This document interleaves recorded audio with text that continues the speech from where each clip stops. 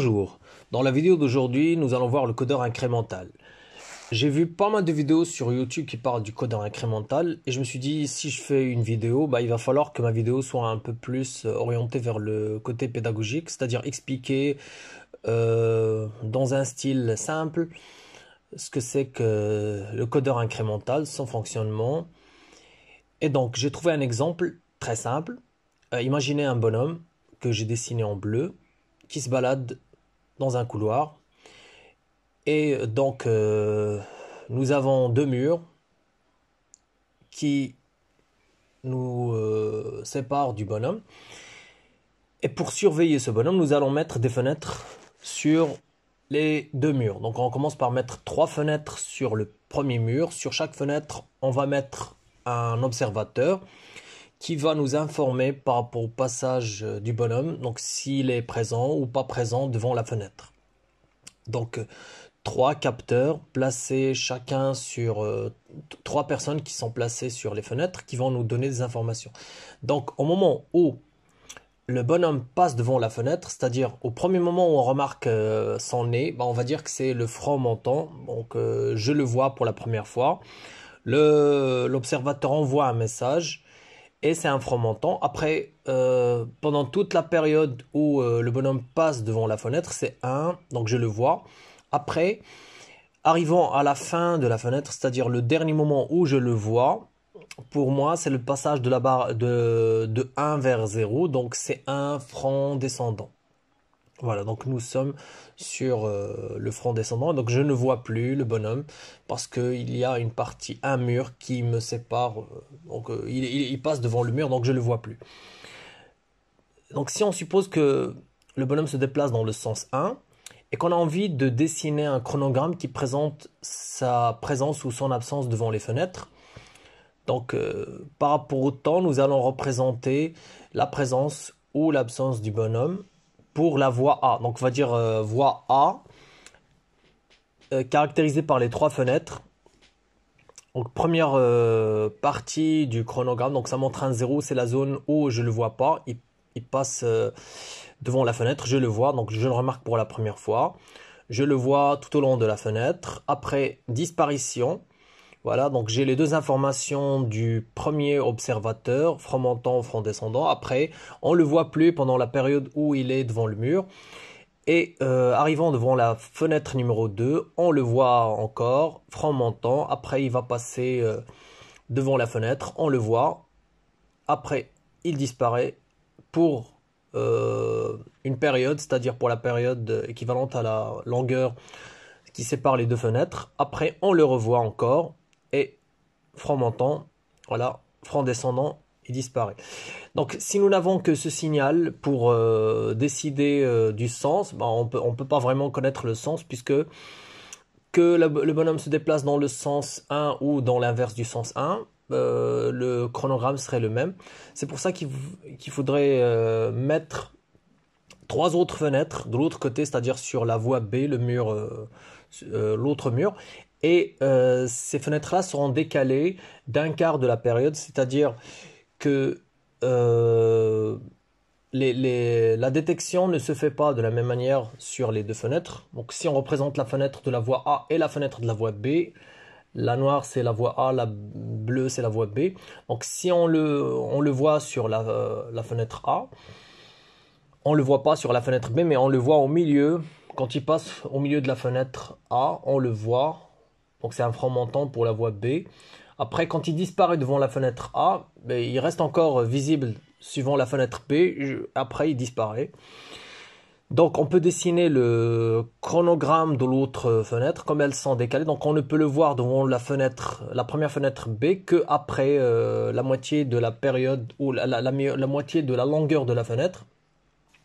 Donc même chose, 3 signaux identiques puisque les 3 fenêtres se ressemblent avec les 3 fenêtres du mur A. Donc on verra la même chose avec ce genre, avec les 2 voies, on peut connaître le sens de déplacement du bonhomme. Et si on met un autre bonhomme de l'autre côté qui se déplace dans le sens 2, on peut dessiner les chronogrammes qui vont être différents, qui vont nous donner le sens numéro 2. Donc, avant, il était visible sur la première voie, la première fenêtre sur la voie A. Maintenant, il sera visible en premier sur la première fenêtre de la voie B, puisqu'il va commencer de la gauche vers la droite. Voilà, donc sur la voie B, on le voit d'abord. Ensuite, donc c'est le même signal que pour la voie B du sens 1. Voilà, donc un décalage qui nous permet en fait de connaître le sens de déplacement. Donc avec ces deux sens, avec ces deux voies, on peut connaître le sens. Donc si on prend le sens 1, le front montant de A correspond avec B égale à 0, donc B bar. Le front montant de B correspond à A égale à 1, donc A. Le front descendant de A correspond à B, c'est-à-dire à 1. Et le front descendant de B correspond à 0 pour la variable A, donc c'est A bar.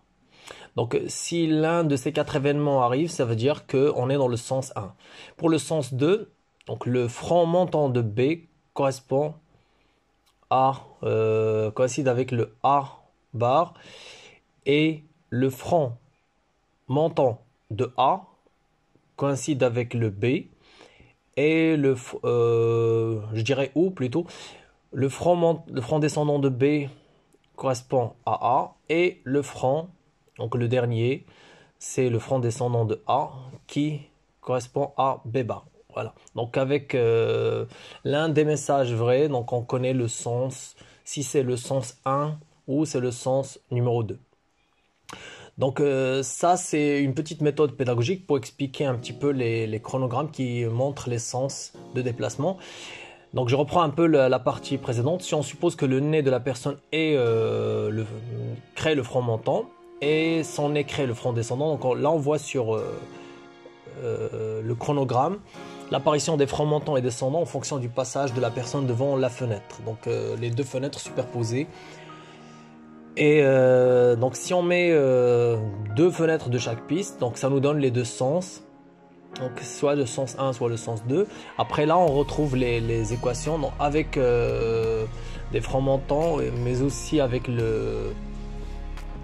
d'autres expressions, c'est-à-dire les nouvelles normes. Voilà, donc même chose, donc je reprends les mêmes que j'avais fait tout à l'heure, qui nous donne le sens 1 ou le sens numéro 2.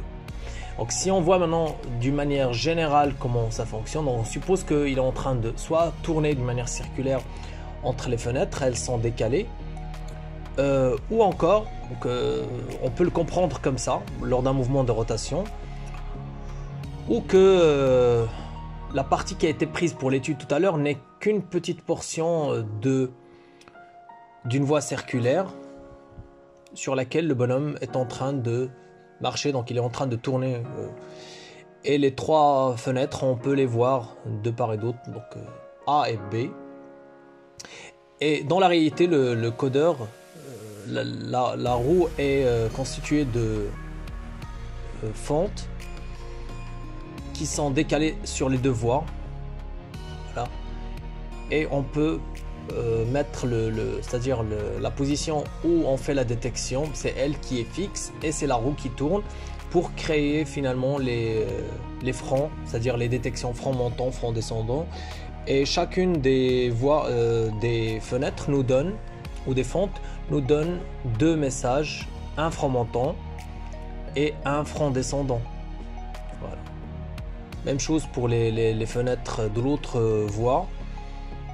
L'une nous donne un front montant et l'autre le front descendant. Donc quand on est devant la fente, c'est 1. Quand on est devant la matière, c'est 0. Voilà, donc en réalité, nous avons une roue avec une piste. Le rayon passe, c'est 1, ne passe pas, c'est 0. Et donc ça permet de détecter la position de cette roue.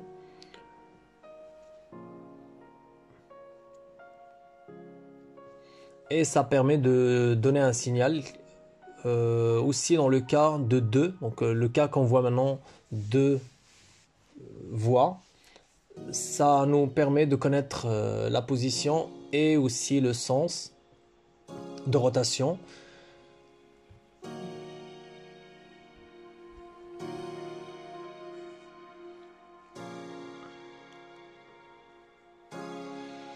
Voilà, donc ça c'est la réalité par rapport à ce qu'on a expliqué tout à l'heure. C'est juste une petite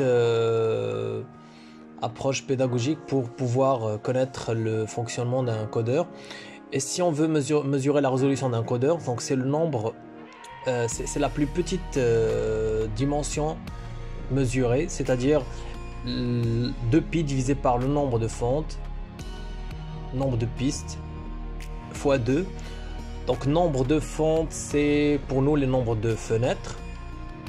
Nombre de pistes, c'est les voies qu'on avait utilisées pour l'explication au début.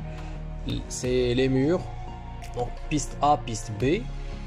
Et fente, c'est le nombre de fenêtres sur chacune des pistes, donc le nombre de fentes.